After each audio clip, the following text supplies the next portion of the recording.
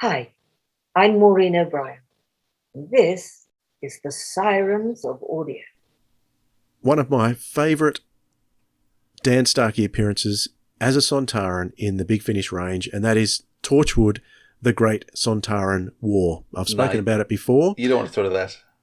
Yes, I do. No, you don't. You want to put that in after when you're talking about it, don't you? Well, maybe. Let me have a look and see. Let me see what he's... What about something with Paternoster Gang? So, do you really want to put it in there? I couldn't think of anything else. No, I knew that's why you were doing it. It was there on the screen, so I went, okay, we'll do that one. Yeah, no, you want to put that in when you're talking about it. Oh, righto, boss. Oh, I know you. Come on, I've listened so much to your work now. Bossy. You'll kick yourself later if you haven't done it there.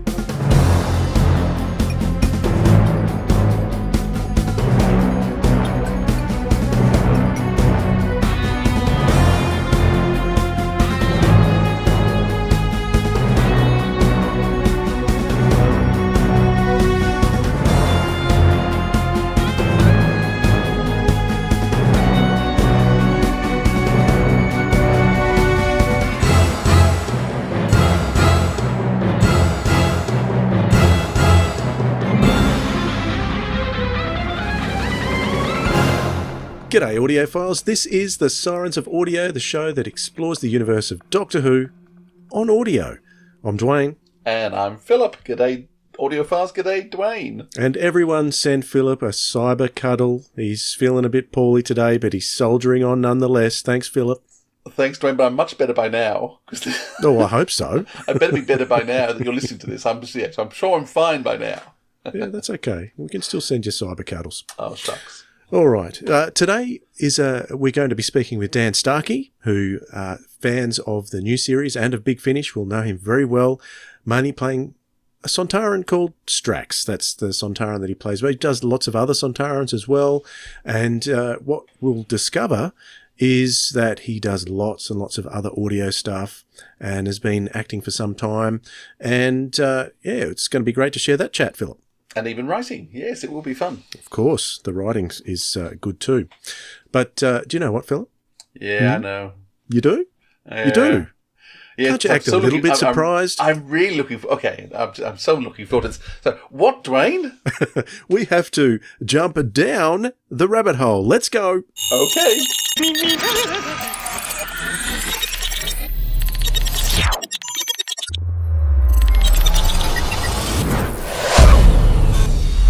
All right.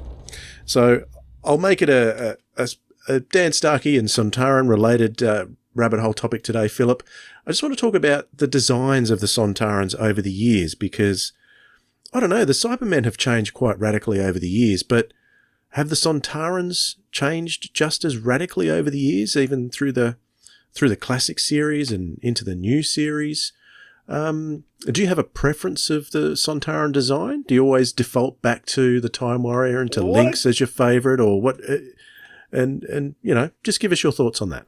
What a great question. I wish I'd thought about it earlier. You can think about it right now. It's a really obvious question. I wish I'd thought of what you were going to ask. I must confess, Lynx is the Sontaran is my default in his lovely silver shiny. What do you call it? Like, sort of the puffer suit sort of look. It reminds me. I used to have a puffer vest, which was very similar material. To me that is still the first Sontaran I go to. Though when they came back in the blue for the new series, I really like that. The three doctors, Lauren Hardy. Well, it was Lauren Hardy, yes, but tall and short. One I thought was a bit sort of... The two doctors? The two doctors. What did I say? I was trying to think that you were doing my head in there, Philip, with the three doctors, you said. Oh, two doctors. Thank you. Two doctors. With the tall and the short. I think they were both tall. They were tall and taller, weren't they? Were they tall and taller? Yes. I don't know what I'd say that was probably the least consistent of all the designs, was the two doctors ones. Yeah, very strange. It sort of missed the whole mark of their history, because the whole point is they're from a very high gravity planet, therefore they're being pulled down, which is why they're short and stocky. Yes. To survive high gravity. Big, tall and thin, well, they just fall over and couldn't get up again. So I guess when they came back, and I loved them the whole time. People talk about the fact that the new series are quite different to Lynx. I always found Lynx and the Sontaran Experiment, they're just funny. And they're funny in a macabre, awful way. Even the Sontaran Experiments with doing all those experiments on people. But just the cold way he talks about how long they survived for and lists the people and how long they could breathe underwater and all those sort of bits and pieces. It's black, but it's funny. It's a very black humour. And I think that humour is what actually Russell T picks up on in the new series. And Stephen Moffat kind of writes it like a sitcom. I mean, the Paternoster Gang is, having watched a few I've been watching Coupling by Stephen Moffat, and which is not at all what I expected. I mean, you've never seen it before? The show, I hadn't seen it before. And yeah, I'd seen all those before Doctor Who. So right, well there you go. I mean, I'd heard about it and people talk about how funny it was, but I'd just never seen it. And then I saw it's on one of the streaming services out here. And so I've been watching them all through, and just the clever way he constructs, and all his timey-wimey stuff, it's all in there. But the way he puts relationships together, people together, and then you see the Paternoster Gang, and it's just a sitcom. So Stephen Moffat's got the sitcom family, which is just, I adore it. So I actually love the whole history of all of them, all the way through. I think they're very clever. What about you? What's your default setting? I never saw the Kevin Lindsay Sontarans as funny, but I do recall, that first cliffhanger where he removes his helmet, that always terrified me as a kid. And you see his tongue, just that one little thing with the tongue sticking out is synonymous with the Sontarans, and I found it really scary. I have a fondness for the Invasion of Time Sontarans. And that is the one where the soldier Sontarans, so not the leader, but the soldier ones were a bit like doofuses. They were a bit silly. There's a great scene in the TARDIS where they kept it in, where the Sontaran trips over on the chair and falls over. I think on the sunbed. Yep. Yeah, that's really funny. But the voice, I don't know what the accent is that Sontaran's got in that one. Is it Storr? I think it's Storr is the name of that Sontar. Right. What is his accent? Do you remember? And he's got a kind of a lisp as well, which is very, very quirky, but I've always loved that story. And, so... they carry a big gun. There's nothing like a big gun. Yeah, true. Two Doctors. Yeah, I enjoy the story, but the Sontarans just don't make sense in that one whatsoever. The design of them, at any rate. I think the performance in the Two Doctors is okay. Yep, I agree. But the design, no, that doesn't work at all. So that would be the one that stands out of the entire history of the Sontarans, classic and new series, that just simply doesn't work. So, and the new series ones, I think I prefer the look of the Sontarans in Flux. Just that one episode.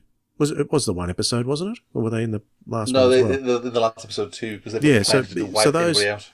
Yeah, those, I've only seen it the once, but I do recall that the Sontarans there, I really thought their design was good. Like many things in the Chibnall era, the design and how things looked was sensational. So I've got to give it credit for that Sontaran design. I think it's great. I'm not quite sure why they all go to bed for 30 minutes exactly the same time. Well, we can quibble about that.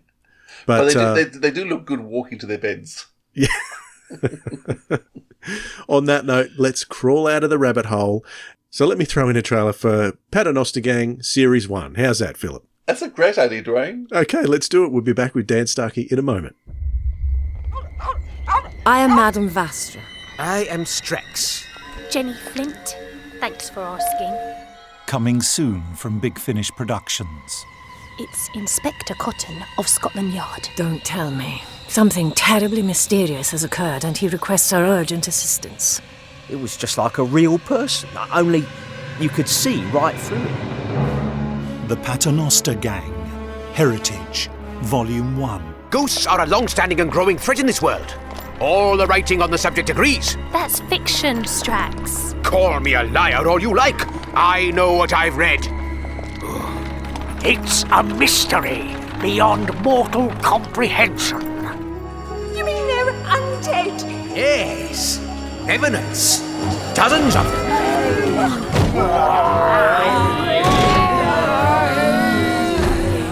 Auto-motes activated and commencing pursuit. Look, one of Solak's electric cars. But there's no driver? Does my true appearance alarm you, human?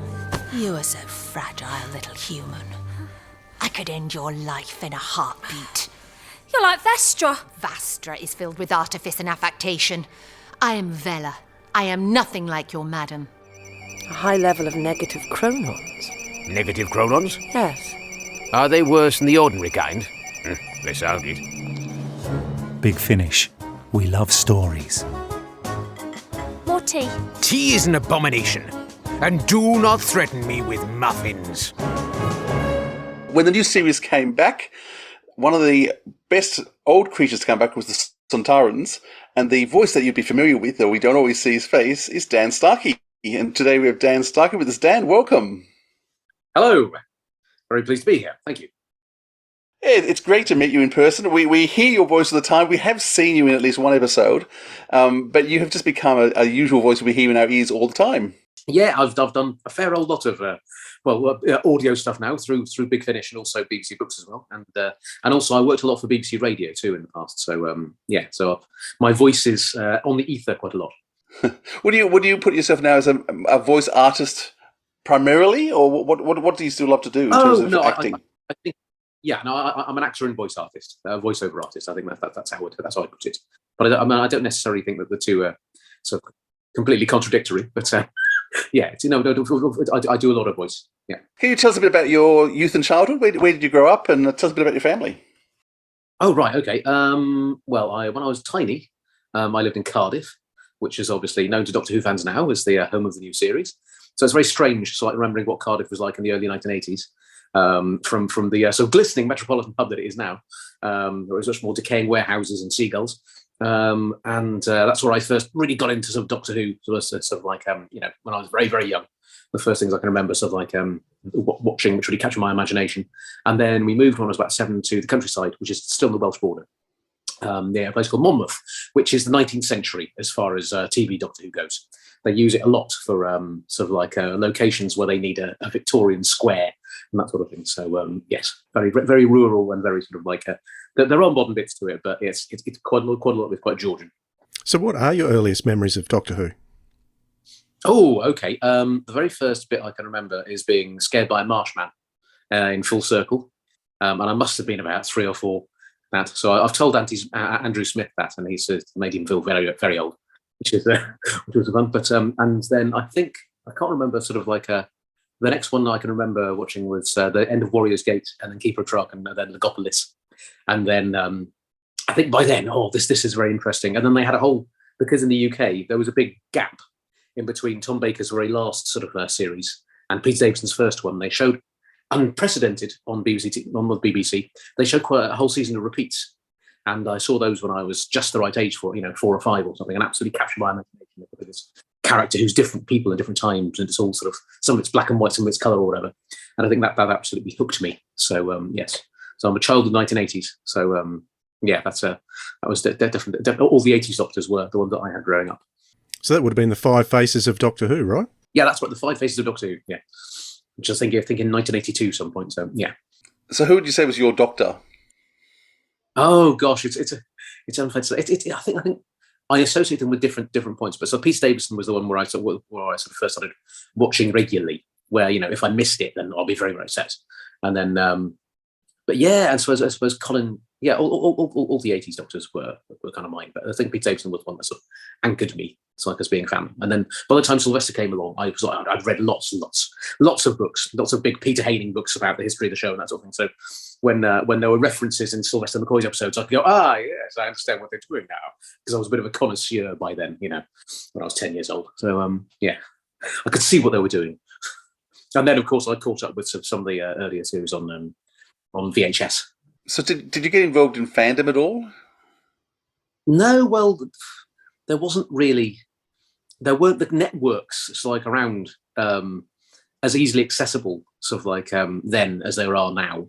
Especially since most of the time, since I was 7, I sort of was right in the sticks. I was very much in the countryside, so it was just something. Yeah, some of my pals at school sort of like enjoyed it, but not quite as much as I did. But I'll get my Doctor Who magazine once a month, and that was exciting. And I would sort of like get to read the books. I started to follow the Virgin New Adventures until until they started releasing the missing episode, the missing adventures as well, and that just became far too much for me to afford. So but I started Doctor Who magazine, and that was my closest sort of like foray into fandom. Then I was aware that there was these things called conventions, but very far away.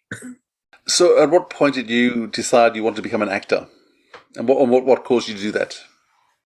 I just did plays at school.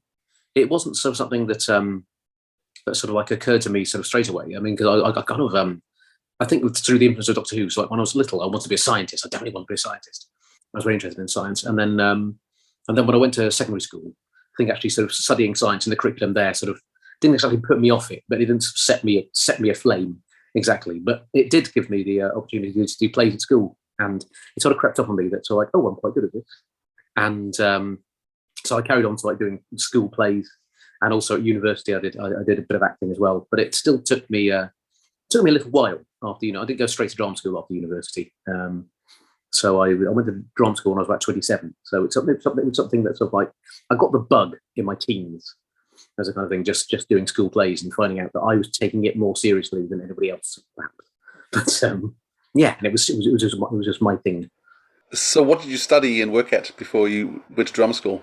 I went to the Bristol Albert Theatre School, I went there when I was 27. So I probably got a lot more out of it then than I might have done if I'd gone when I was 19 or so. But at least in those days they didn't.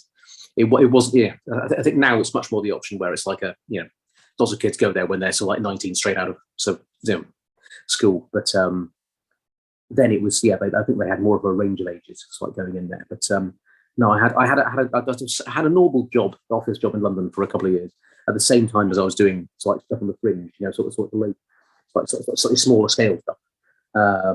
And then I sort of got to the point where I was going, in order to progress any further, I think I need to sort of take this seriously in terms of the professional training. I'd always wanted to do it, but so like it was one of my friends chivied me to put in an application, and I put in an application late. And Bristol was a retired director who'd seen me doing something on the fringe, so I said, "Oh, Bristol might suit you." So I put in an application, and then I got accepted. And then I went, "Oh, right, because I sort of got a career now." That's on the first step toward one. So that was a surprise. But it's all friends chivying as much as my industry as well. So yeah. So what was life like as a young actor when you got out of drama school? What sort of work were you doing, and how did you get around? It's always a big mixture. I mean, I think unlike some of my friends from drama school who graduated and then it's the first time they came to, first time they lived in London or whatever, and so like, sort of being sort of rootless and rudderless or whatever, I'd already had that after university when I sort of like went to London and sort of, you have that sort of culture shock of like sort of going, oh, okay, I've got to sort of pay rent and it's all, things aren't going in a straight line or whatever. So I had that, and also I had I knew enough people whose sofas I could bunk on if I needed to. But no, for the first couple of for the first sort of couple of months or year or so after drama school, I think it was about keeping up momentum really, because I was lucky enough to sort of like go straight into work. I did a radio play, a couple of radio plays in my one in my final term at drama school, and then it's like one sort of fairly soon after I graduated, because there's a competition which the BBC runs, open to all graduates of drama schools, called the Carlton Hobbs Bursary. And Carlton Hobbs was a British actor who played Sherlock Holmes in the 1950s, amongst many, many other things. He's a very prolific radio actor. And so the BBC have this yearly thing for sort of like the graduating cohort of drama schools to sort of be part of a team, and then the sort of like the winning prize, they will draw a company who will join the radio drama company, the radio rep. And that's like an in-house company of actors that the BBC have, because the BBC sort of like for a very long time, they're one of the few people who still made radio drama in this country. And what they usually do is they get sort of like a certain number of actors, including sort of people famous with off stage and screen, to be sort of lead roles, and then they'd have an in-house company of actors that you're a sort of weekly retainer, and then you do everything else. So I sort of like I didn't actually sort of get that contract straight away, but I got one of the runners-up prizes, which was actually being in a radio play, and also it meant that I was on their radar. So yeah, the first radio play that I did was an adaptation of a play called Another Country, which is a play about the youth of some of the Cambridge spies. So when they're at public school. And there was a young actor in there called Tom Hiddleston, who I don't think has done anything since. But that was So it was kind of a it was yeah. So it was, and that's what it was like. And so and then about 18 months after I left, after I was out from drama school, they invited me to be on the rep properly as well. So I didn't get the contract straight away as soon as I graduated, but I eventually did 9 months with the BBC. And it was a fantastic sort of training, especially so that soon out, because you're working with loads of really good actors and doing an amazing range of stuff, because not just in the drama department, but anytime they need a voice on the BBC. So, I think at one point, some of the cabinet papers had been released, from 60 years ago about the Suez Crisis. So I found myself doing a recording of Anthony Eden, the British Prime Minister in the 1950s, sort of like with these released papers, which would go out on site the Today programme, the sort of news programme on, sort of 8 o'clock in the morning, or whatever, or other programmes, factual programmes, grim stuff about knife crime and reading things out. So it was this whole range, and also these the history of the world in 100 objects. So sort of stuff about sort of mythology and history, as well as a play, virtually every day and stuff. So in terms of actually learning your job, learning your craft as a voice artiste, then there's no substitute for sort of learning by doing. So that was a very, very good sort of proving ground for about 9 months. But so that was a little after, but immediately afterwards it was kind of, I was lucky enough to sort of like keep on working and keep on just doing stuff, which I think is the first hurdle really to anyone in that position. So it wasn't too long after I think you began acting that Doctor Who, the new series of Doctor Who, started back in 2005. As a fan of the show yourself, was that something you were actively seeking to get into or hoping you'd get into? Yeah, no, it was very exciting. It was the thing was, I remember being at my old office job before I went to drama school, and so like having the BBC news page up, and so like in between, so like doing my spreadsheets or whatever, and then they had made the announcement, and I sort of had this kind of sit back. Oh, they're bringing Doctor Who back, and it was around about the same time when I think I was auditioning, or just thinking, or my friend was chivying me to sort of like to make my application to drama school or so, because they announced it in about 2004, I think, the year before. And that felt like that felt like a slight harbinger. It's like, quite an impossible dream, but it's like, that would be really good, wouldn't it? And no, I made no bones when we had sort of like people from the industry visiting us at drama schools. I was like, I'd quite like to be in Doctor Who. And then I remember, because I was doing a Shakespeare play in a forest near Ipswich, in the middle of nowhere, and I'd been invited to audition for a TV thing, which I couldn't make, obviously, because I was stuck in a forest in the middle of nowhere. And so, but these things happen very often. The job is like buses. Three things turn up at once, and you can only do one of them, then you're unemployed for another 3 months. But having a chat with my agent then about sort of like about after that, what I'd like to do, I just was, it's my birthday next month. It'd be lovely if I could be in Doctor Who. That's my favourite programme. And I think it just happened to coincide with when they were bringing the Sontarans back. And I think they'd made the decision to make them sort of like small and compact, squat menacing and horribly powerful. And I don't know if they'd already cast Chris Ryan, who's, sort of 5 foot. And so they wanted people around that kind of height. But I think once you've got a restriction in that narrows down the casting bracket. So looking for performers of that particular size just means that you're in competition with fewer people. And also Andy Pryor, who cast Doctor Who, he's always very good about opening the door to people who don't, haven't necessarily had opportunities before. So it's kind of So it was just very fortuitous timing that it happened when it did. So describe what that was like for you at let's say the first read through. Oh, the first read through. Oh God, yeah. I can't remember. I think I was because my mum and dad are nearer Cardiff. I think I was visiting the weekend, or I was back home for some reason. Because I was sort of living out of a suitcase a bit, so I was back there for a few days. And I think my dad drove me to the studio, sort of near Cardiff, because it's only it's easier to get there. There aren't any trains around there, so it was easy to get there. So like 35 minutes. So it felt very strange being driven to school that day. And then but also I was really, really early. So it's like I met Jacqueline King. I had a nice chat with her. And it was it was my first TV job as well. It was it's quite a thing. My first TV job and that sort of thing. And then so Russell came in, had a brief chat with him, and I sort of pointed out the fact that in the script it says they're running like slime foxes from a spiel snape, and it's like spiel snape. That's something that Eric Saywood made up, isn't it?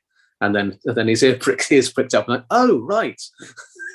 You recognised Spiel Snape as being as a reference, because I read the novelisation of Slipback, back in the 1980s. So all Eric Saywood's particular stamp on things, but so I think that marked me out a bit. But then it was great, just all you could do in those sort of situations and sit there and breathe and just try and do your job, and then just to not get overawed by it. But sitting there, in a room full of, it's about 50 people or so, because it's not just the cast of the episodes, so it's a double episode. There's also the entire production team, everyone in there, because so everyone's on the same page. And the room filling, and then sort of David, Russell, and Catherine sort of like sweeping in, sort of quite like a presence. And David nearly being off script as well, was absolutely, because he was absolutely in his pomp by then, been the Doctor for about 2-3 years or so, and he was absolutely on it. And just been very exciting. And I think I had the lines like, "This isn't war, this is sport." It's like he laughs maniacally, it says in the script or something like that, laughs with brutal joy. So I thought, why do that by halves? So when I really went for that, then that's about that gained a reaction. So again, it's the whole thing of just someone throws you a ball, you throw it back. So Dan, where did you find the voice from? Was it something you experimented with? Did you just know what you wanted to do, or were there suggestions? What sort of notes did you get? I think obviously I had a VHS of the Time Warrior from when I was a kid, which I dug out and I watched that again just to get an idea about Kevin Lindsay's kind of thing, which I did. Wasn't exactly how I did it, but at the audition, I remember sort of doing the first read, just to show that a bit more sort of straightforward, to show that I could act, sort of like it's kind of all the director Douglas McKinnon was going, it's great, you could see all the gears shifting and all that sort of thing, so that's good. And then the producer Susan Liggett said, that's great. Can you make him a bit more alien and interpret that in how you choose? So I'm going, right, how far can I go with this? And it's like, how about this?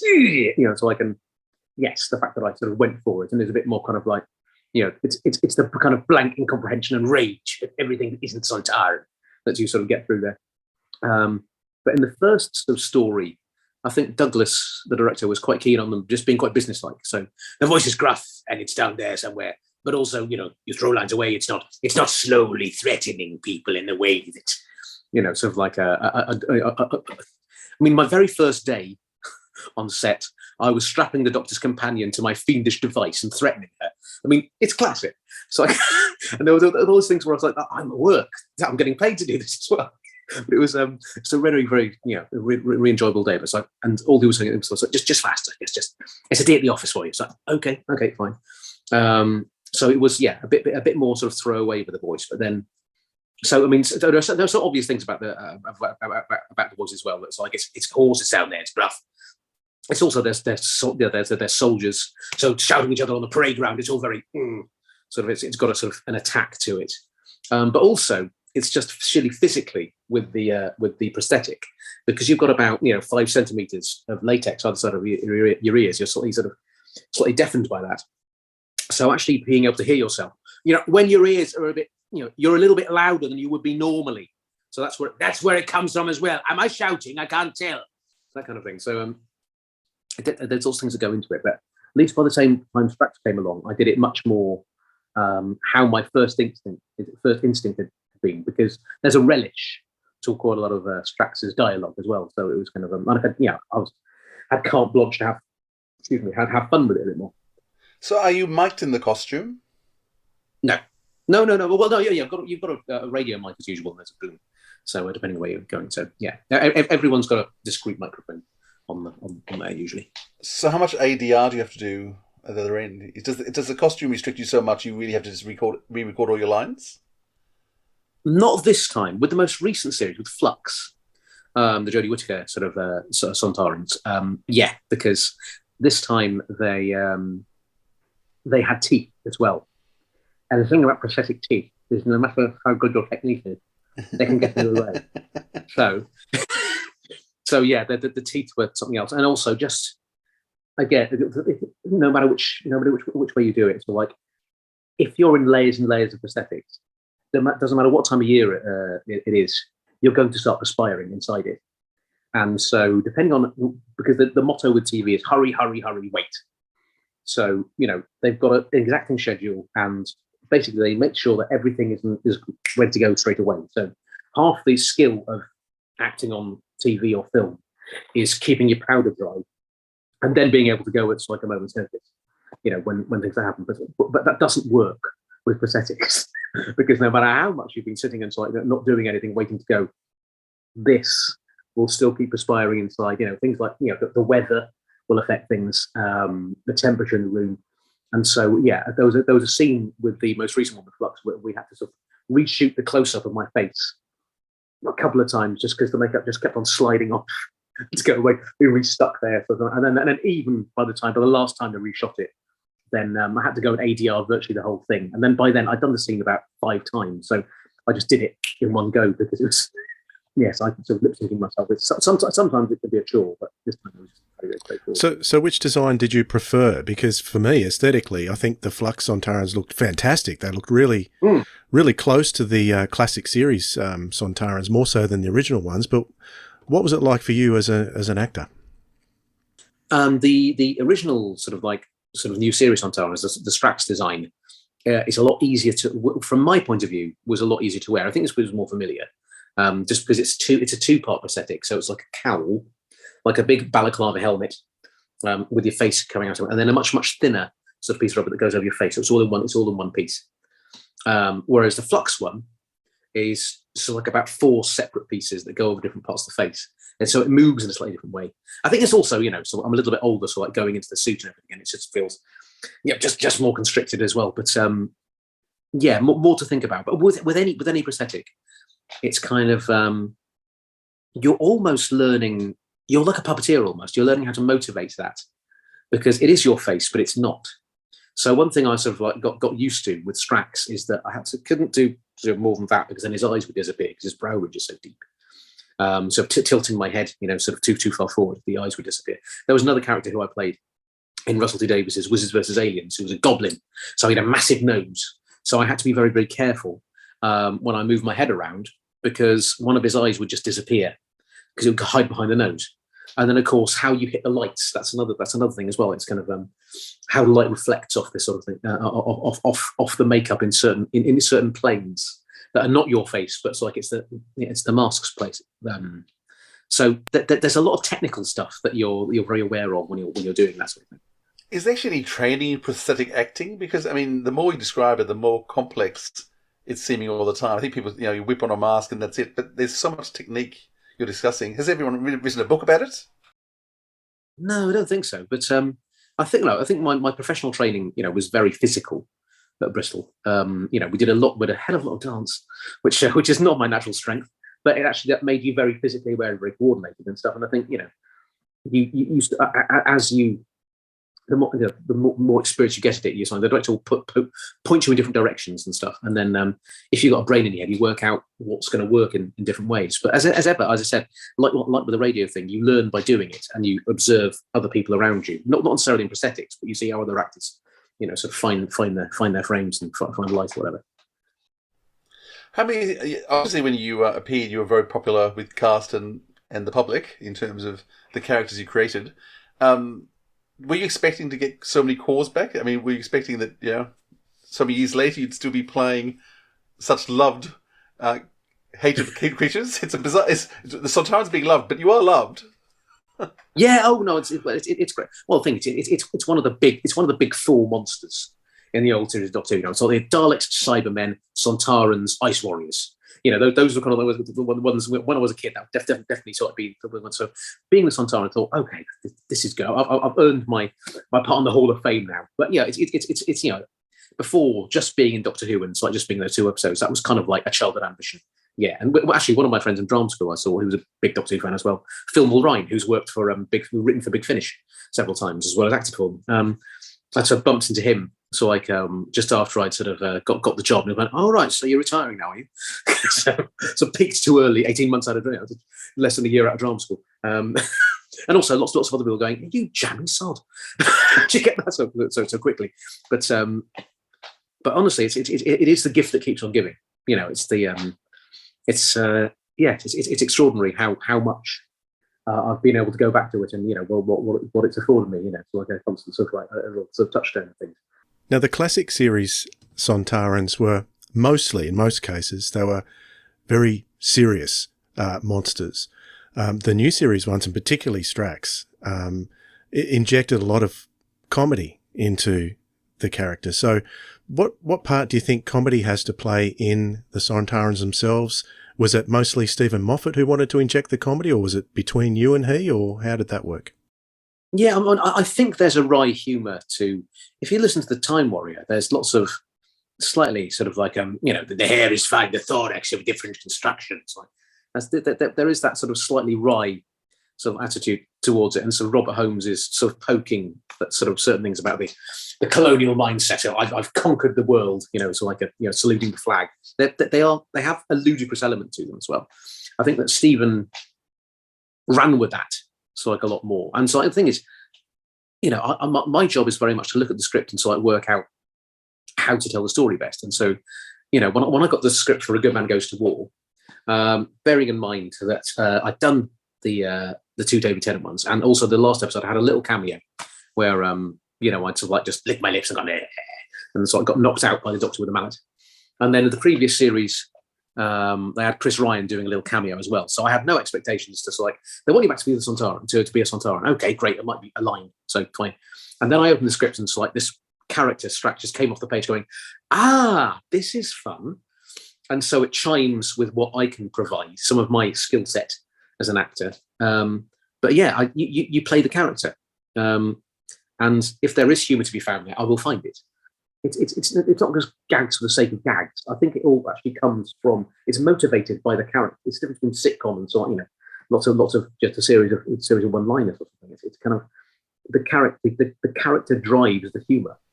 And Strax is the fish out of water all the time. He's actually terribly polite. He's quite well-meaning, but he's a psychotic warmonger. So all this kind of I look forward to crushing you in the field of battle, where I shall dress like in your worthless human form. That's actually sort of like a, it's just been nice. It is kind of way, but obviously that doesn't lead to us, and so it goes on like that. Did you ever create the backstory for what Strax was? Because it's one of those bizarre things. The Doctor turns up. Strax is a nurse, with lactating. Did you ever try and put together, or were you ever given the backstory to that, or is the humour the fact that we just don't know, or did you need as an actor to try and work out the backstory? I don't think you can sort of construct an entire backstory if you want to be as indulgent as that. But I don't think it's necessary in order to tell that story. In that moment, that episode, he's there. He dies at the end or whatever. I think it's afterwards you can take a step back and stuff. You play, you see what the situation is, and you see what the truth is necessarily. And I think the fun is, I think, putting that idea out there and then letting everybody else construct a backstory potentially. But sort of, I think it will be something convoluted and fiendish, given that it's come from the mind of Stephen Moffat. So I didn't want to try and overthink it too much. So it's because I don't think I could tie myself in as many sort of like narrative knots as he can. So, but yeah, I think you play the situation. There's opportunity for a big Finish spin-off there. Oh, what? Strax, the backstory. Yeah. Oh God. Oh, yes. How many different Sontaran voices do you have? Because you've got several different characters. You always, I know it's a clone race, but you do tweak your voices. Oh yeah. Well, there's a specific paradigm which is like this. The modern series ones are a bit more like that. If you listen to the old series, they're on horse. So I'm going by Kevin Lindsay. So you can almost hear a little bit of Australian in him as well. His voice is slightly wider. But then you work out, sorry, I haven't warmed up, you see. I was going to say, how do you protect your voice? That's another question, but keep going first. Yeah, well, when I'm doing in the studio with Big Finish, I occasionally bring a lozenge or some cough medicine with me, just if it does get too hoarse. But no, you warm up.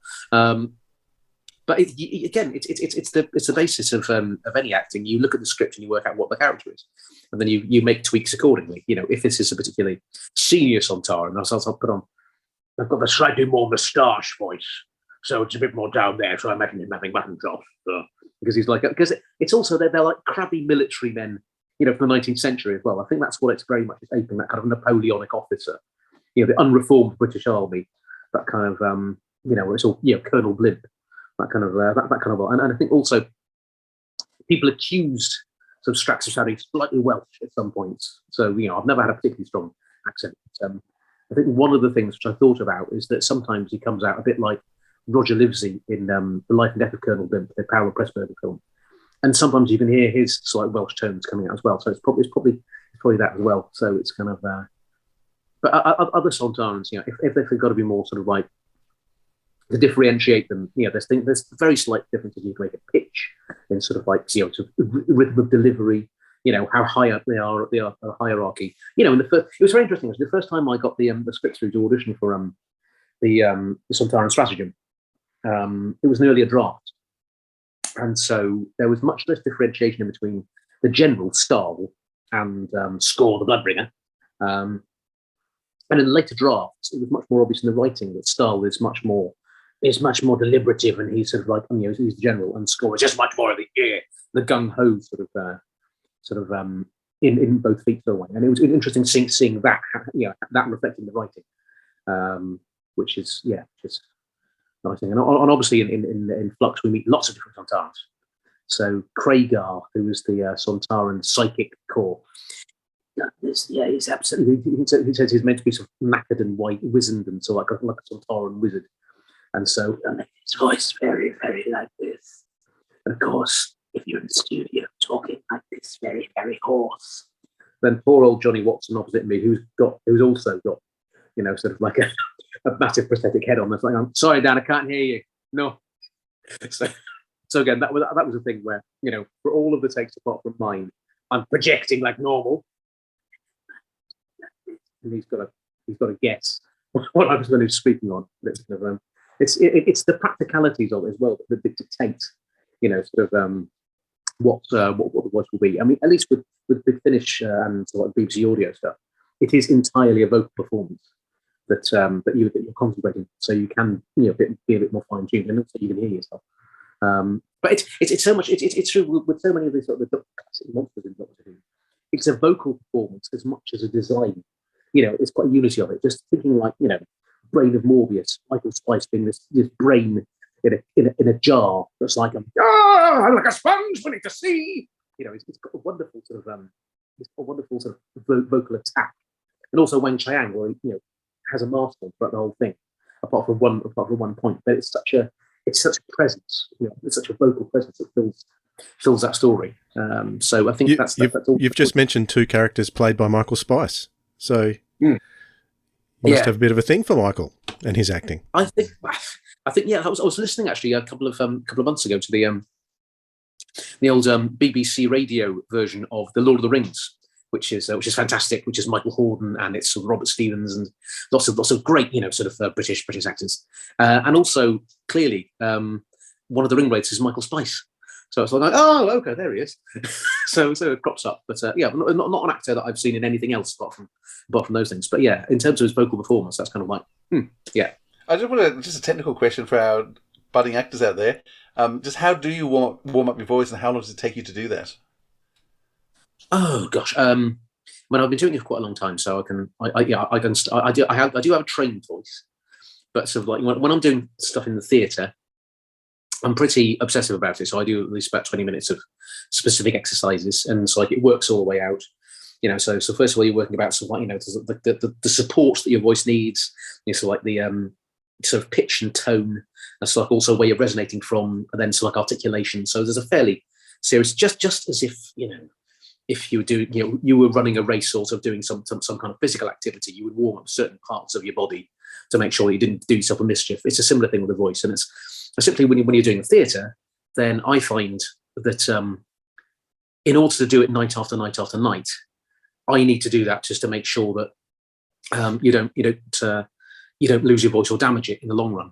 And also the one thing which I think very few of us do, which one of my actor colleagues remind us, is warming down after a show as well, because your voice has been in a certain place, and then also warming it down as well is quite important too. But sometimes you can sort of go straight to the bar and have a drink or two, and that's not very good for it. But with audio stuff, I'm usually a bit quicker because you don't have to worry so much about projection, so you don't have to have the muscularity, the really heavy duty stuff.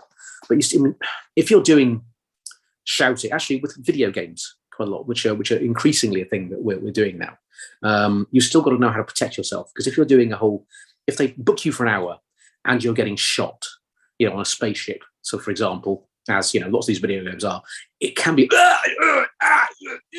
and everything's pitched up in that kind of battle thing. Then you do, so it's basically lots of sirening, getting the your vocal range up, so getting it high and low.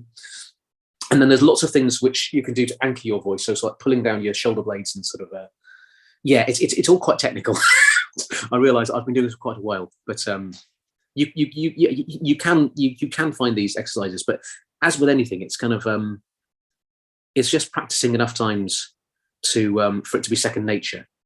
And also, one of the things about drama school is not everyone has to go to drama school. Talent will out, but one of the things it does give you is just the whole thing of doing 2 years worth of voice lessons when you're lying on the ground humming, basically, is quite a lot of it. You do grow muscles in very odd places, and you don't do that. There's no shortcut to that, really. So one of my friends teaches at a drama school, and he got his class to sort of put their hands up. Okay, who goes to the gym once a week? Most of them put their hands up. Who goes to the gym sort of twice a week? Who goes to the gym every certain day? Still lots of hands up, right? Okay.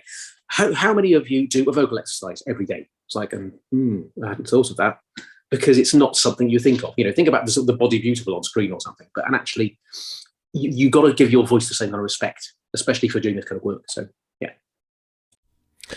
Now, we will get to Big Finish shortly, but for our podcast episode number 42, that was a couple of years ago, we actually did a review of Doctor Who and the Cricket Man, which was read by you. And I still fondly remember listening to that audio. And that's the one where I suddenly listened. I saw Dan Starkey and I thought, this guy really knows how to impersonate. Like, you haven't got the sound of the person exactly, but the intonations, you are very, very skilled at I loved your Tom Baker, by the way. Lots of people do the Tom Baker, and I love yours. But the Cricket Man, and James Goss is a brilliant author as well. So, for him to adapt that too, do you remember much about that experience recording that one? Because it sounded like a lot of fun. It was great. Yeah, that was usually with some of the BBC books. We would have 2 days for it. I think we had 3, because that was quite a big record, as I recall.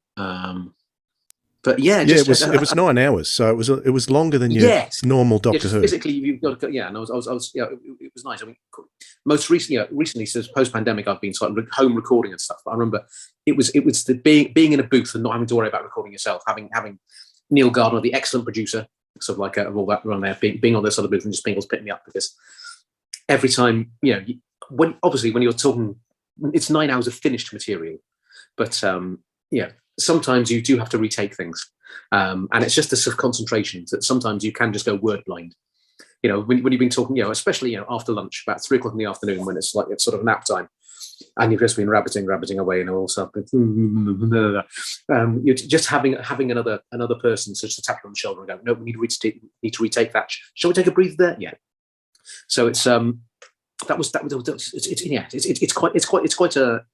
it can be quite a feat of endurance to do that sort of thing. But it's such a fun story. I mean, it's that kind of life, the universe, and everything done in the Doctor Who style, and it's all those things, especially with all the BBC books ones. I get to cast the story as to who I think would play it, And so, I mean, one of the things, where sort of like which I fell asleep to, so like when I was a kid, sort of like virtually every night, was my take to the Hitchhiker's Guide to the Galaxy, the original radio series. So I kind of absorbed those, Douglas Adams' writing and the sort of style of it, and also the voices, sort of again that sort of BBC radio rep from 1977, 78. Sort of Richard Vernon, all those, well, yeah, again, actors who sort of aren't particularly sort of well known, but their voices are terribly distinctive, and so you're going to. You're such a disappointment to me, young Zaphod. These things will come out, and so being able to channel that into that very specific skill set into that was great fun. Yes, and being able to cast one of the characters as Brian Bletter, that's quite enjoyable. No stars twinkled in the cloudy night air. A warm breeze brushed over the sandy beach. The planet was, at first glance, on the pleasantly dull end of very ordinary, apart from the large letters blazing in the sky. 100 yards out to sea, a door opened, and the Doctor, Romana and K9 splashed out, striding through the surf onto the beach. The Doctor and K9 spent most of the walk arguing about the door. It's a fictional door, K9. Could you not have moved it closer to the shore? Negative. Also, Master, the sea is similarly fictional. Still feels odd walking through it. Not to this unit. Whatever you say, my socks are soaked. Negative. Well, they feel soaked. Romana was already standing neatly on the shore. Are neither of you going to mention the large letters hanging in the sky? She asked. The Doctor glanced up. Oh, them, he shrugged. That's just the Matrix narrating. The words which hung in the air in giant letters of fire were, "The planet of Cricket lies in an isolated position on the very outskirts of the galaxy." Subtle, observed Romana. The Doctor picked up a stick from the shore and threw it for K9. The dog ignored it. Look at the sky. No stars, which is strange as there's no light pollution. Mind you, it's overcast. Maybe it's the weather. The Doctor clicked his fingers. The burning letters changed. Cricket is obscured from the rest of the galaxy by a dust cloud. Oh, I see, said Romana. Fascinating. So given the lack of any external light, they just assume that they're not just the centre of the universe, but that they are the universe. That's pushing solipsism on a global level far beyond the egotistical sublime. The Doctor chewed the air for a moment. Well, quite. They probably have a lot of mopey poets, and you've read far too many books. There's no such thing as too many books, Romana retorted, skipping up a sandbank. What an odd place. She clicked her fingers. The sky now read, in lowercase, "For millions of years, cricket developed a sophisticated scientific culture in all fields except that of astronomy." I changed the font, said Romana. Something a bit more subtle. I don't like being shouted at all the time. She glanced at the Doctor meaningfully. K9, I think Romana's having a go at you. The Doctor patted his dog and winked at her. Can we have the next slide, please?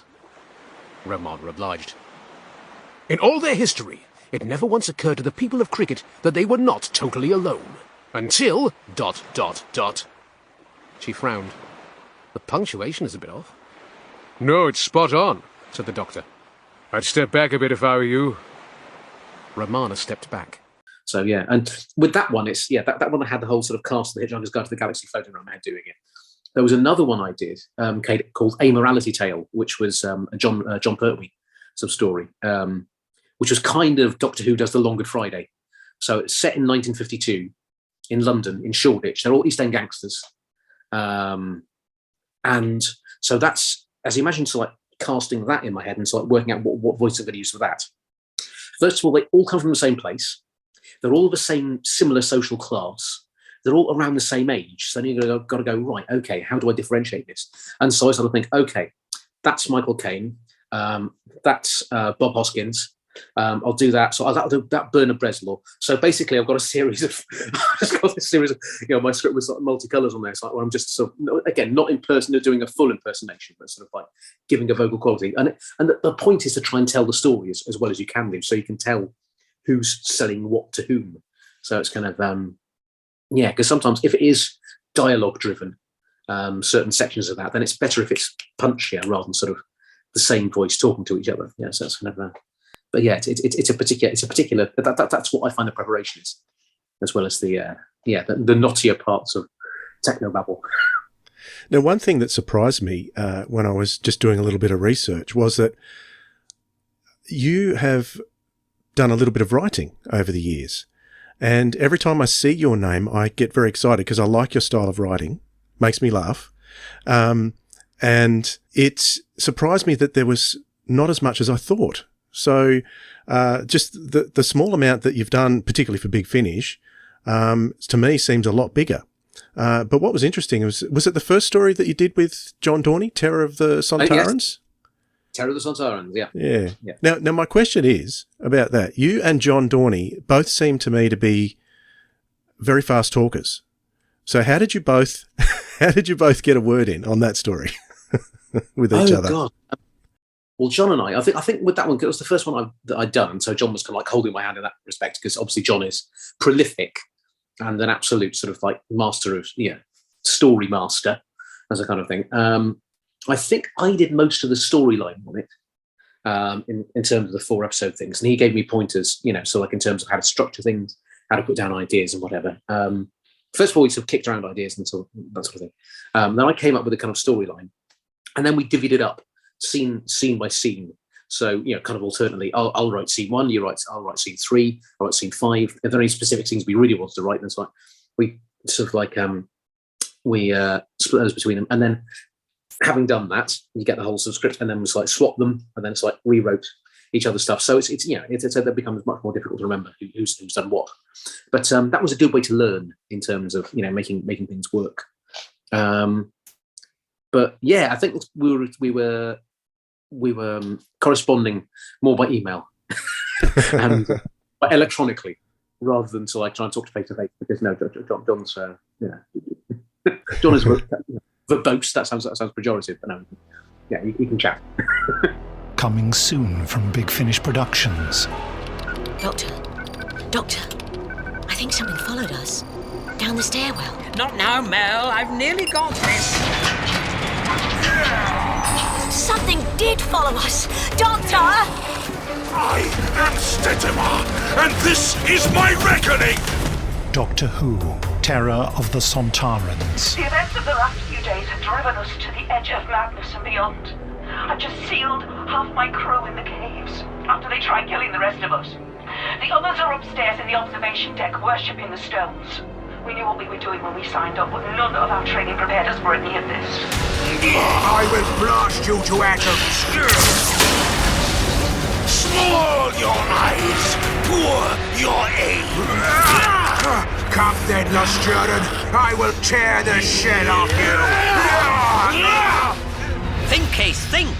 You're a Sontaran warrior, but you're intelligent too, an officer. You're meant to be brains as well as brawn. Do you insult me further, sir?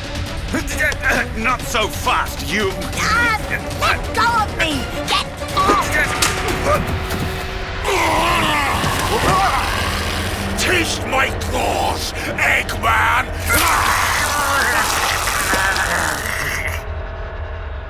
Big Finish. We love stories. Just in terms of starting work with Big Finish, so 2011 you first came to Big Finish. Now, you weren't bringing the Sontarans there first. In fact, you had a number of audios you came to before the Sontarans came. So how was it you came to work for Big Finish? Oh, gosh. Yeah, actually. And Robophobia was your first one, just in case you're not sure. Yes. Yeah. And that was the first one released as well.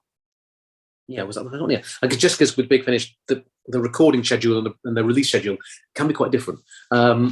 Actually, it was a couple of years before that, because the very first Doctor Who prom they did at the Royal Albert Hall, I was in that, and that was a wonderful bit of organised chaos with BBC Music and different BBC departments trying to interact with each other and going, "What? Oh, I didn't realise you had to do it like that." So it was amazing. I remember being in the dressing room, in the green room, so like in the Royal Albert Hall, and then seeing Nick Briggs and Barnaby Edwards sitting there with a laptop. And I thought, it's the thing is, when you're in a full prosthetic suit, so you've been wearing it for so long, you sort of, have it stuck on at 5 o'clock in the morning. You forget that it's there. I bound over going, "Hello, I'm Dan. Can I work for Big Finish?" It's like, because there's a big Sontar head looming over them.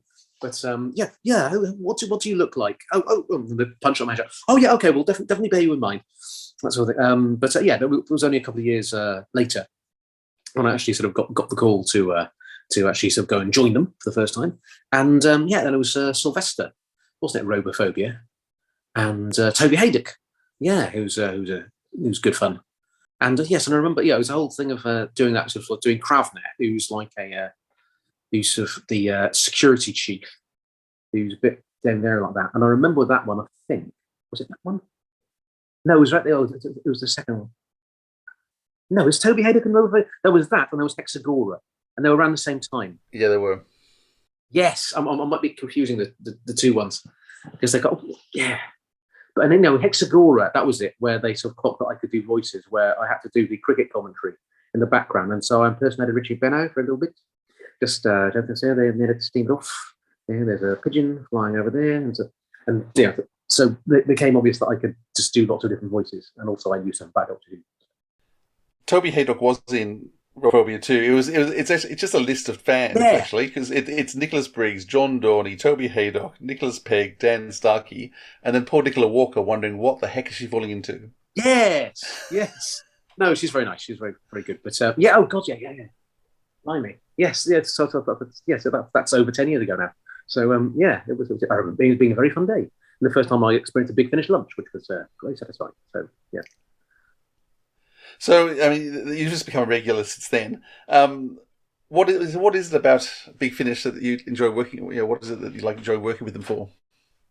Well, it's like being part of a rep company again. You sort of, they one of my particular skills when I was on the BBC rep is that sort of I'd studied quite a few different languages, so I could do lots of different accents, and do them with a reasonable amount of authenticity and give people pointers on things.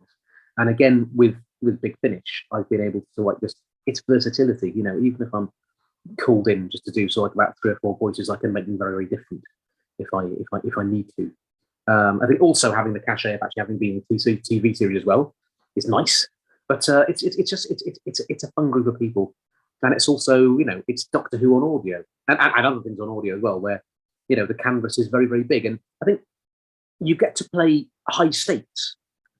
With Doctor Who and other things like that. It's I was also lucky that my first TV job at drama school was Doctor Who. Lots of my friends, had their little part in Casualty, so the long-running BBC medical drama, which is an absolutely good bread and butter sort of thing. But then you're going to say, "Oh, it hurts, Doctor."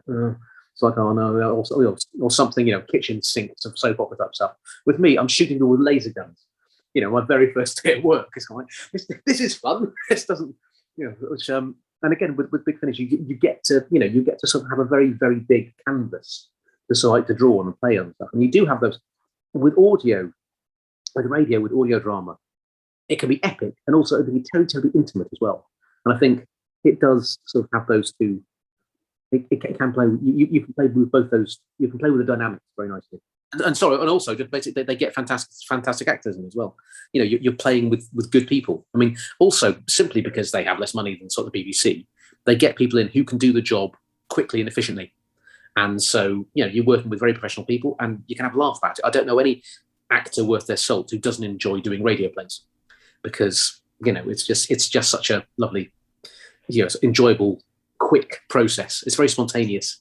And it's kind of and it's very pure in lots of ways as well. I guess as a fan, you've mentioned the Talons of Wang Chung as one of your stories that you go to. You did actually have the opportunity to work with Christopher Benjamin. Yes, and Trevor Baxter and Jago. Yes. So what was that experience like for you? Oh, it's great. Yes. No, I was on Jago, Lightfoot, and Strax. That was the first one, and that was terribly nice. And that was it's funny just sort of seeing them, sort of obviously nearly 40 years after the fact. It's like there's look a bit different now, but sort of obviously they sound much the same. And then obviously having Chris joining us on the Paternoster Gang as well for Merry Christmas to Jago. Yeah, it's great. They are Victorian Doctor Who in lots of ways. So it's great fun. I mean, especially Christopher Benjamin. It's like anything from like the Avengers or whatever the stuff that he crops up in. He was in everything, wasn't he? Very, very varied career. It's just really nice just being in the room with those kind of performers where there's an awful lot of you're part of a continuum. I think that's the thing which is so nice about it. That's the thing which I really like being on the Radio Rep for, because you're very aware that you're part of something that's been going on for a very long time, and it feels quite a privilege to do that. So yeah. I mean, after A Good Man Goes to War, the Paternoster Gang was formed and became a bit of a recurring family in the TV show. But then Big Finish brought it back as a series of box sets. How were you approached in terms of bringing your characters to Big Finish? Was everyone happy to do it? You'd already been part of the Big Finish family for a long time. I think Caitlin Stewart had done a couple of things as well. Catherine, yeah. Sorry, Catherine. Catherine, yes, it's Welsh, not Irish. Yeah, she gets very. Well, she's she's Welsh by her accent. Yes. So us Australians, we can't tell the difference. Yeah. Yeah. Well, I've had to work really hard to keep talking about the UK, not England, because I know. That really makes me up actually. Yes, and in America as well. It's like saying Wales is not in England. Yes. It's like saying Wyoming is not in Texas. Yes. I know. I love Wales. Mind you, I went to Cardiff, but it was a total dump, and more recently, and I can't believe how different the city is. It's astounding what they've done to it. It's very changed. Yes. Mm. Yeah. So what was the process in terms of bringing the Paternoster Gang back to Big Finish and the whole box set series? Well, I think there'd always been an appetite for further adventures for the Paternosters, and certainly Neve and I, we sort of bonded. Because, if you can get on with someone at 5 o'clock in the morning or being glued into a mask and then sort of still getting on with them at 7 o'clock at night when you've been peeled out of it, we would go back to the hotel and pick the latex off our face and think, if we had a spin-off series, it'd be like, because, there was a little thing there when we were sort of slightly popular. But I think it's nice that with Big Finish, it could suddenly be a reality, and then we didn't have to spend 4 hours being glued into our suits and everything. I think, sort of Neve and I definitely loved the idea, and I think and Catherine as well, very, very, very happy too. And I think they did want it. Yeah, the license, the BBC gave them a license. So I think they've been after it for a long time. By the time they got it, so I think they were Big Finish were very pleased to finally get the rights to the Paternoster Gang to actually have that to play with. And then I think on Neve's suggestion, we had a little a meeting with David Richardson, the producer, Matt Fitton, our script editor, and Neve and I, and can't remember who else was there, at Big Finish Towers, just saying, right, what do we want out of this? Because, so many times, especially when you're standing, when you're on set in a rubber suit, being glued into it, you've got an awful lot of time to think about things, to ask yourself questions. So if he's only got 3 fingers, can he only count up to 3? So how does Sontarans work? Just lots of these. If you were having a series with the Paternoster Gang, what sort of stories would you like to see? And so Neve and I, we just spat out lots of ideas, and so that became the first, the first sort of box set. We had a kind of whole sort of season arc there, within about half an hour's worth of chatting. So it's really nice to be involved as an actor there, where you're coming out with ideas, and then they sort of get fed into the actual final. The actual writing and the construction of the story as well. I mean, I've only had that once with one of the series that I did, where they had ideas that get put into the writers' room. But it's a nice privilege to do that, where you feel like you're being valued as a performer as well.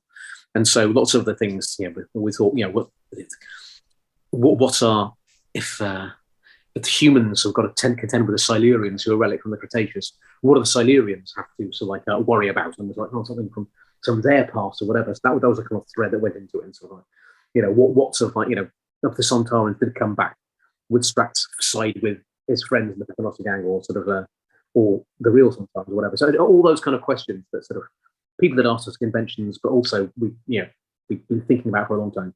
So it was lovely that they were able to be fed into what became heritage. I think it was, wasn't it? Yeah, it was. Yeah, the first episodes. Yes, and then we also had our lovely sort of pilot episode, which was part of the 8th of March, the International Women's Day box set as well. Yeah. Which again with different production teams. So that was interesting one, had a slightly different flavour to it, but it was a nice introduction to the sort of launch, the pilot for the whole series. Can we expect another series? Oh, you'll have to wait and see. Good answer. So do you notice a different production team? It is obvious. I mean, I'm sure it's not uncomfortable, but it was obvious in terms of this is one production team, this is a different one, just in terms of how they operate together? Yeah, it's still the same character and it's all big finish. So it's all sort of like works in a certain way, but just different set. It's a different director as well. That's a crucial one too. So I think the International Women's Day was Helen Goldwyn, and usually it's Ken Bentley. And again, I work with both of them, and they're both fab and very good directors, but they've just got slightly different ways of working, but nothing at all. But and I think it's the atmosphere in the room with the actors they cast on the day, because it's always it's different. We've got a different cast every day. Catherine, Neve, and I are the same, but then you get a different group of guest performers in there, and it's usually fun. It's always a slightly different dynamic. But and I think that's one of the things that it's having everyone in the room and sort of seeing what the dynamic is and capturing that, which has been interesting. Sort of when we've been recording things during the pandemic, where everyone's separate, just keeping that sense of conviviality and fun with it. And so most of the time it works, but you've got to concentrate a lot harder when everyone's like down a line or whatever. So it's but as ever, it does work, because ultimately you can just hear people's voices, and if you can create a character sort of like just purely vocally, then of course that gives you something to play off and sparks the imagination. So that's the job. Recently, I listened to a short trip called The Authentic Experience, because we were speaking with Nicola, and I was surprised to see that your name was on that at the time, and I really enjoyed that short story. Can we expect some more? There's a few other things too. Like one of my favourites from last year was Bad Day in Tinseltown as well, which was part of the Silver and Ice box set. I think that was a Cyberman story. So, what can we expect more writing from you? Is there something you enjoy, or something you just dip your toes into from time to time? Yeah, no, I mean, I'm definitely an actor who writes rather than like a full-time writer. But it's like it's great to be invited, great to be asked. But no, I think there probably will be. Again, I can't remember what's been announced, what's been released, and what not. But definitely there probably will be more stuff in the future to come. With The Authentic Experience, I think that was by invitation, writing a little short trip, and that was absolutely drawing on the memories of when I was a kid. Obviously, Colin Baker and Nicola weren't on screen for about 18 months, so the Doctor Who comic strip became extremely important to me. And so there's lots of sort of like in Doctor Who magazine, and there's lots of bits of them like going around spaceports and absolutely some weird aliens and that sort of thing. And so that was definitely this sort of like the opening image for that, where so like they're on a spaceport, and it's kind of and they're walking around there. And then I thought also, I think it's also giving Nicola something fun to do, where she's actually sort of playing lots of different characters. And the fact that Perry, who not all the time, but she did a fair amount of being strapped to a table or so like tied to a stake and so like Perils of Pauline type stuff.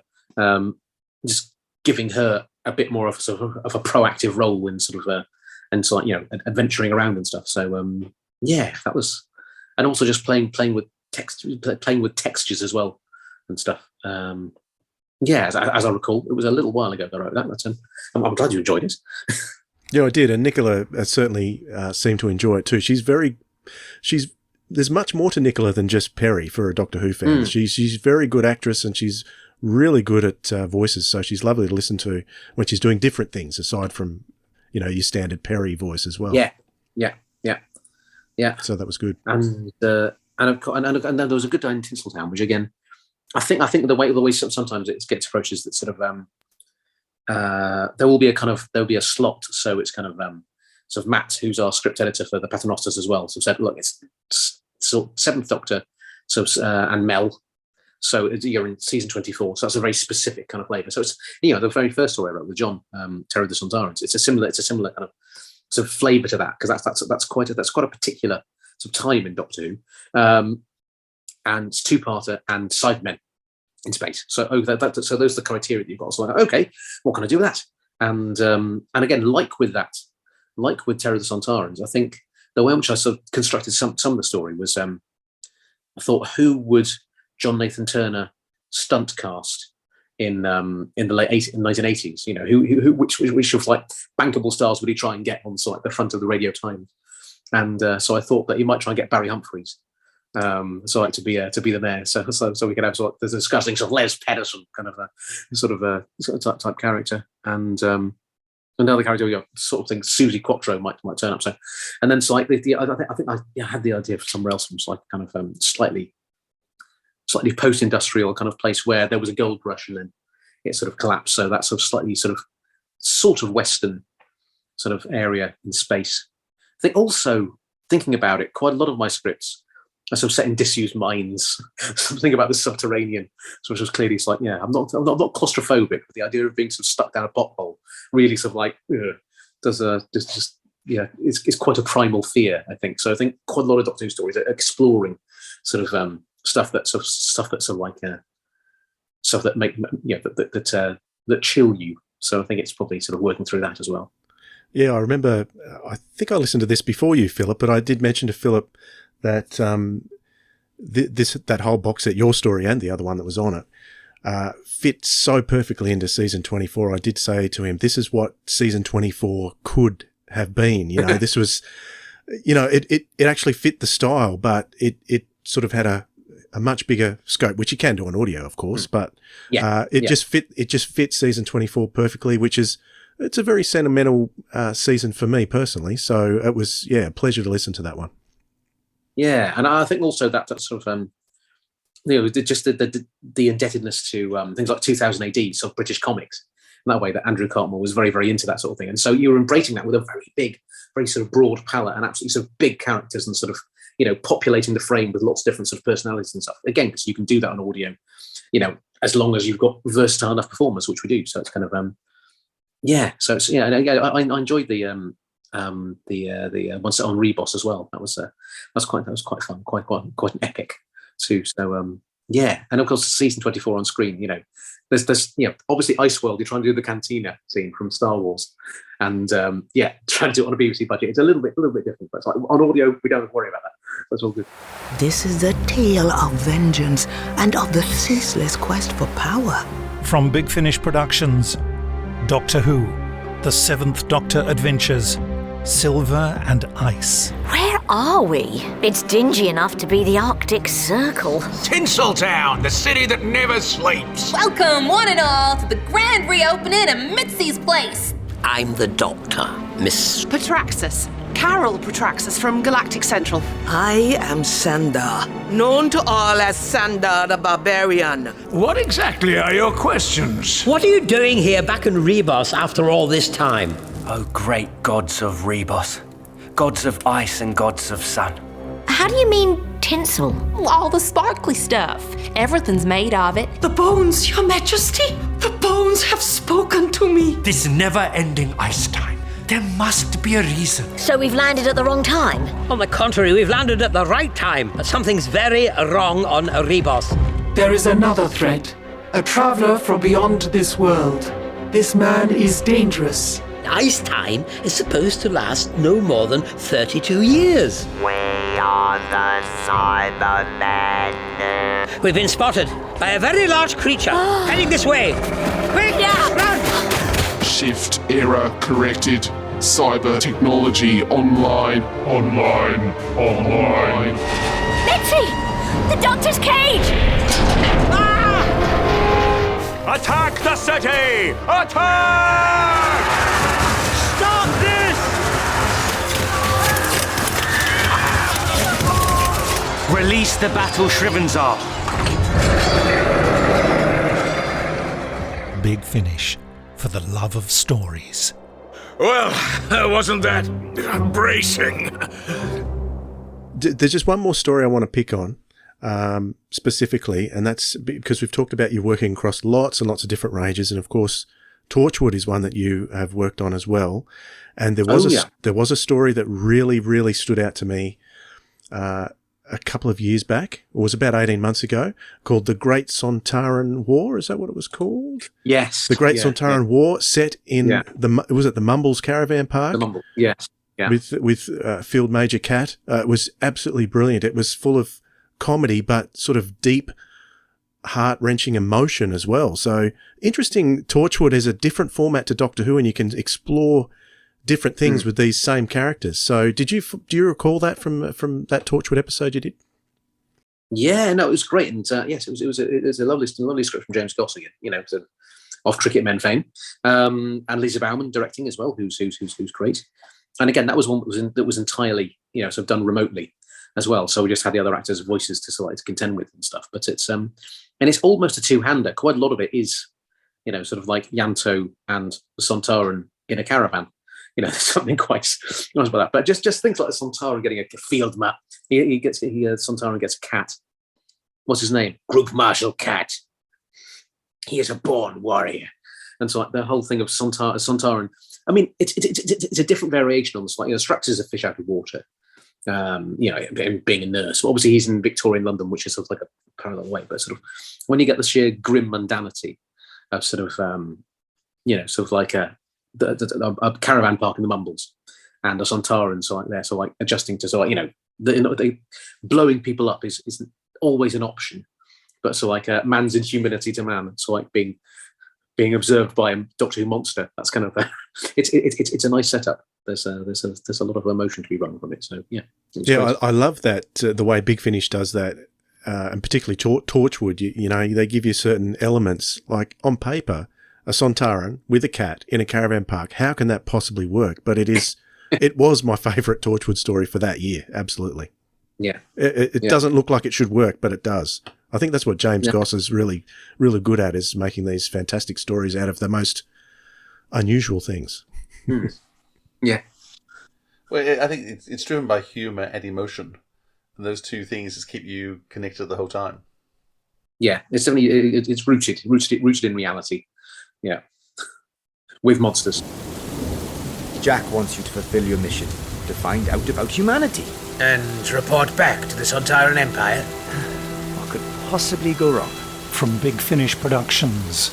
Torchwood, the Great Sontaran War. Let battle commence!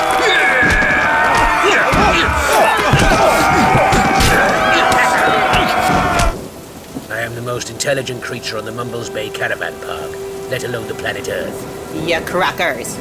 Let us advance on the other shower block and stain the drains red with the blood of our enemies. There is a problem with your toe. Someone is coming down. I do not understand. Stop hitting the checkouts. I shall not scream. You will never hear a Sontaran scream.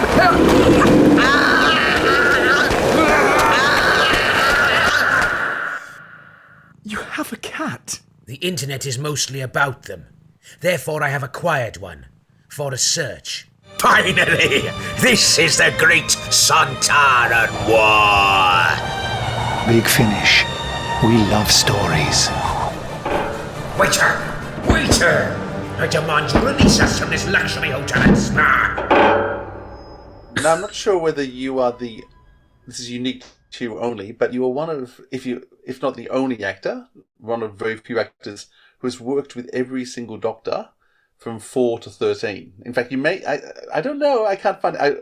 When looking, I think you may be the only actor you've played now with more Doctors than any other actor in history. Have you realised that, firstly?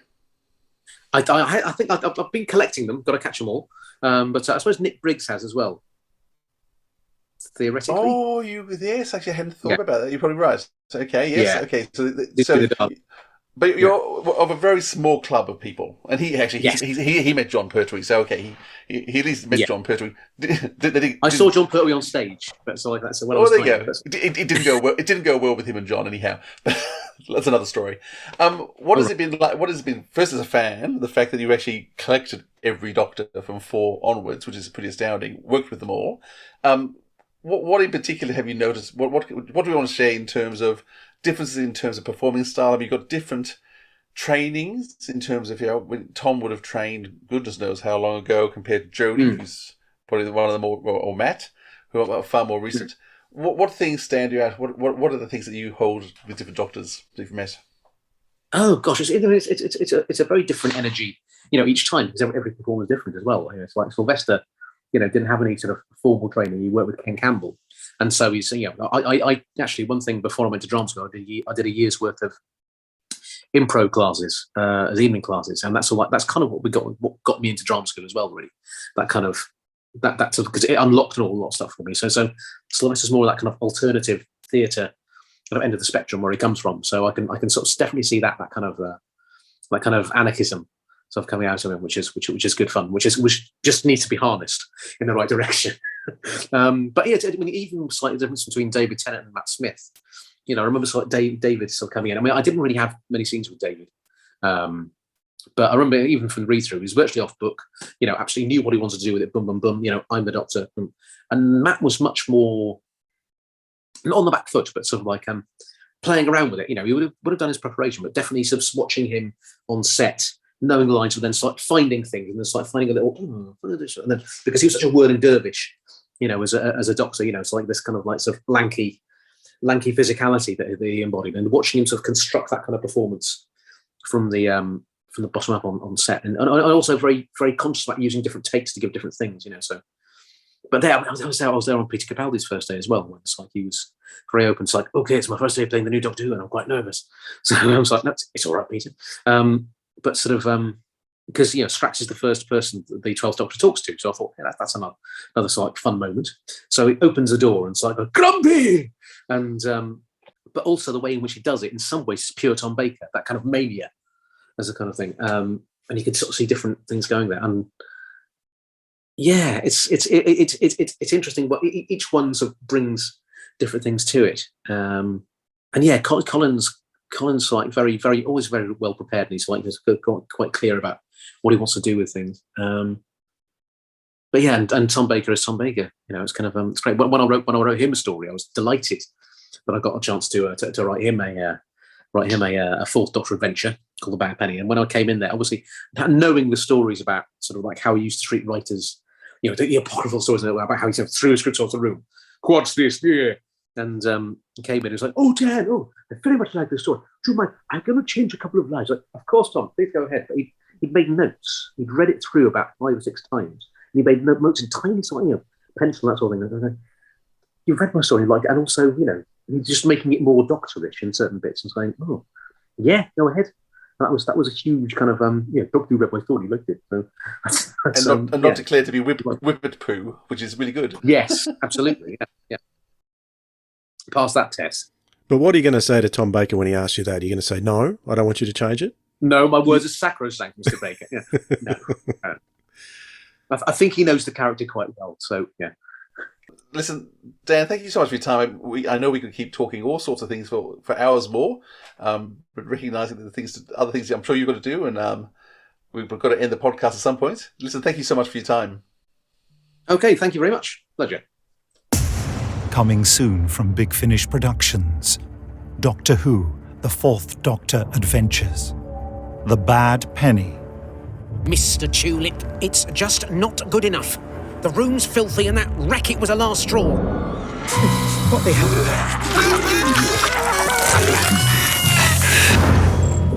What was that? Leela, this is very gravely serious, or it will be if I do nothing about it. Then do something! Joy. Hello, the Cross Keys Hotel reception desk. How may I help you? Mr. Ronald, I wonder if you would do me the honor of joining me. Aha! This mirror is huge. There's a distinct time lag between what we're doing and what's happening in a minute. No! No! What is it, Edwin? What do you see? Oh, hellfire and damnation! No! No! There you are. I've been waiting in this lobby for over half an hour. Where did you come from? The Millennium Urban Regeneration Company. We were not there a moment ago. Ah, hello. Haven't we met before? I don't think so. I'd remember. There's something after me! I don't know what it is! You must run! The rest of you, follow me if you do not want to age to death! What do you think you are? I think I'm the doctor, and this is Leela. You don't look like a doctor to me. More like a jazz musician. Oh, thank you. Big Finish. We love stories. That does sound very... I eagerly await your arrival. So that was a fantastic chat there with Dan, wasn't it, Philip? Oh, it was amazing. We could have talked much more. And he's done so much that you can't possibly cover everything that he's done. So if you just do a search on TARDIS Wiki for Dan Starkey, you'll see a host of other things that we didn't even mention that you can have a listen to or watch that he's been in. And yeah, he's got a great resume in the Doctor Who universe now. Yeah, so and other things. If we didn't talk about the story you really want us to talk about, sorry, there's just too much there. Absolutely. All right, so that brings us to our recommendations for the week. And let me just see. Whose turn is it, Dwayne? I think whose turn is it? Yeah, it's been a while. You're asking me as if I'd know. But I'm pretty sure it's your turn, Philip, so go for it. Well, I'll go anyway, just in case. Mm-hmm. I'm going to recommend, we've been just talking to Dan Starkey, so we have to choose a Dan Starkey, I think. Well, I'm going to anyway. We mentioned along the way Jago and Lightfoot and Strax. This was, I think, one of the very first times one of the new series characters came across into Big Finish, because it took a while for them to get the rights. I might be wrong, but I'm pretty sure this is one of the very, very earliest movements of any of the original characters. I think it's one of the first ones. Jago and Lightfoot, I adore. I can't talk highly enough about those amazing 13 box sets plus the 14th books plus the spin-offs. Christopher Benjamin is just astounding in everything he does, and still going fairly strong. And I'm hoping we get a few more things as well. Trevor Baxter is just funny and clever, and both of them very old, but they've maintained their voice. But it was just so natural to bring Strax into the picture with them. They've had lots of experience with all sorts of aliens by this stage. They just take him so calmly and controlled. Victorian London, it all just works. And Dan Starkey just plays beautifully with these two older gentlemen. So if you haven't listened to Jago and Lightfoot and Strax, do make sure you do so. It's a great little yarn, lots of entertainment moments, and some wonderful performances. What about you, Dwayne? Well, I'm going to recommend something that's a little bit left field today, and it's not Doctor Who related too much. I can tie it into Doctor Who, but I'm going to recommend an album that I was listening to because I hadn't listened to it for a long, long time. And I've been having a bit of a break from my Big Finish listening because I've been delving my way through The Dead Star, which is the audio novel. So I'm about 2/3 of the way through that, or maybe halfway. But I've been working on that recently. So I decided to listen to some music. And so I dug this one out, and it is the 6th album produced by Pink Floyd. So a lot of people only heard of Pink Floyd from Dark Side of the Moon, but that's their 8th album, believe it or not. So their 6th album is called Metal, and that was released in 1971. It's probably, depending on my mood, my favourite Pink Floyd album, because there is a track on there that takes up the whole of side B. It's called Echoes. So if you haven't heard Echoes, give it a listen. And I think that epitomises the Third Doctor era. So if there's any piece of rock music from the 70s that's going to epitomise the Third Doctor, it's Echoes by Pink Floyd, which is on the Metal album. So I recommend you go and have a listen to that. See, I tied it into Doctor Who, Philip. You did an amazing job there. Well done.